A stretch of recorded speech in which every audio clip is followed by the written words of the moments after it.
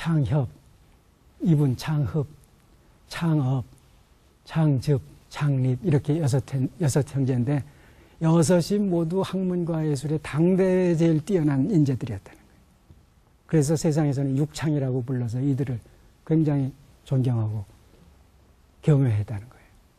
근데 이분은 셋째인데 이 큰형도 영의정 지내고 둘째 형은 뭐 벼슬을 해가지고 뭐 이 대사관까지 지내고 뭐 다 그래서 높은 벼슬을 하는데 벼슬을 끝내마다 그 벼슬길에 나가질 않아요. 그때 당시만 해도 서울이 한적할 때인데 서울에서 사는 인구가 정조 때만 해도 20만 밖에 안 돼요. 그런데 서울이 번잡하다고 금강산으로, 설악산으로, 용문산으로, 삼부연으로 산으로 돌아다니면서 은거 생활을 했던 거예요.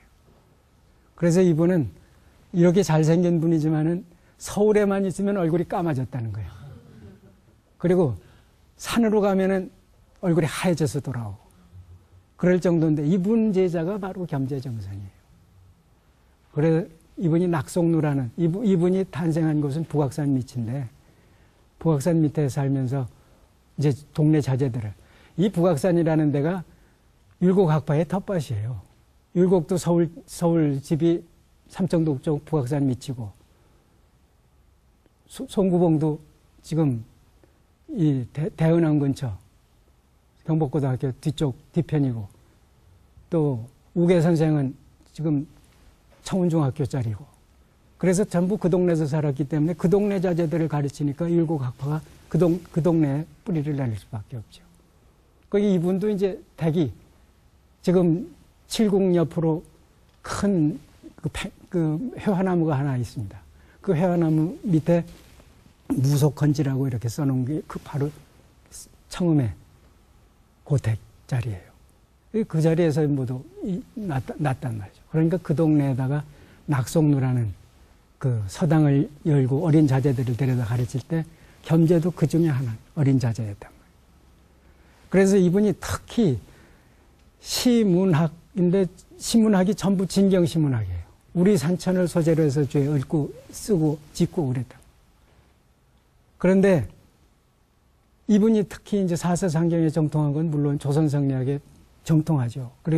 그뿐만 아니라 불교, 도교, 기타 모든 학문에 백가 학문에 다 정통했어요. 그런데 그 중에도 특히 주역에 뛰어나가지고 30대 주역에 그 주석을 달 정도예요. 그러니까 이분 밑에서 배웠기 때문에 겸재도 주역에 뛰어났었다는 거예요. 그래서 겸재는 사실 그림보다는 주역이 더 잘했다는 그림보다. 그래서 주역자라는 거를 그림에 가려가지고 그림 잘한다는 얘기에 가려가지고 알려지지 않은 게 원통하다고 그 제자들이 늘 이제 그럴 정도였단 말이에요. 근데 원통할 거 없어요. 진경산수화가 주역의 원리에서 이루어지는 거니까. 그 얘기 이제 겸재 때 가서 다시 하고. 그 다음. 이게 바로 흡의 밑에 동생이었던 김창업이에요. 노가제. 그림을 이분은 잘 그렸어요. 그래서 그림의 실제 그림 지도는 초기에 이분한테 받았으리라고 생각하는데 이분 그림과 겸재 그림을 비교하면 그 다음.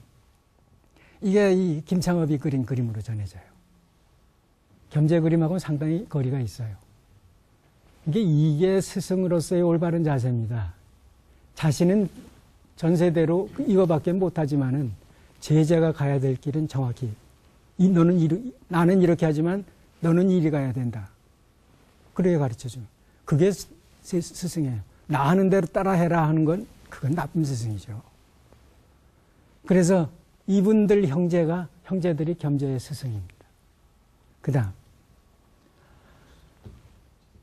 여러분 아시는 분 많이 아시죠? 이 공제 윤두서. 이분은 그 고산 윤선도의 정선자예요.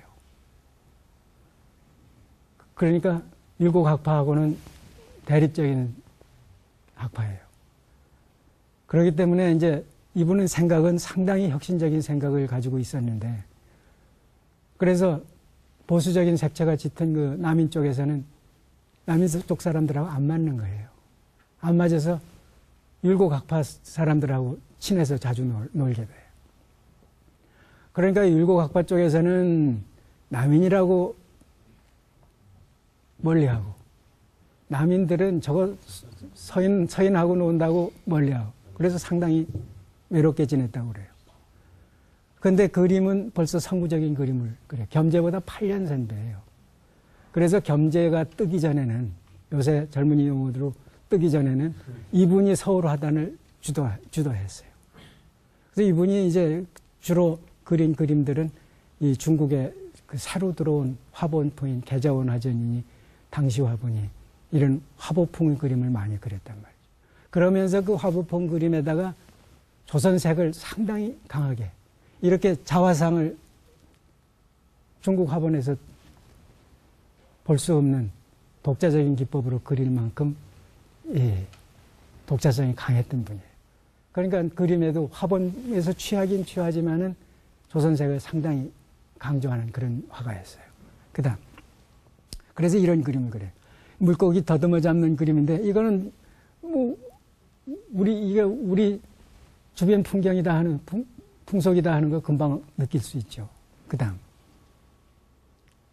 이거 화본에 물론 화보에 있어요. 있기는 있지만은 이렇게 그리고 있단 말이에요. 그다음